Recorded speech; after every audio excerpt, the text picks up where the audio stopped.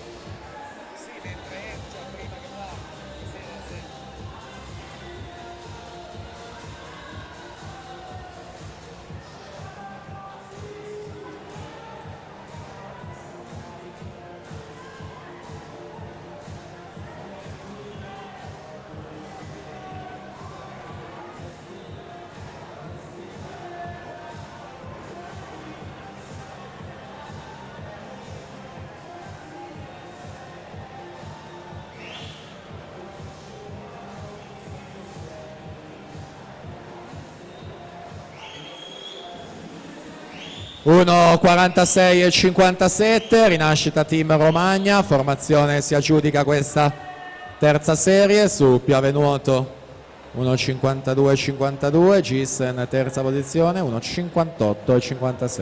Attendiamo naturalmente tutti gli arrivi per ufficializzare questi risultati. Dopodiché ragazzi nelle staffette vi chiediamo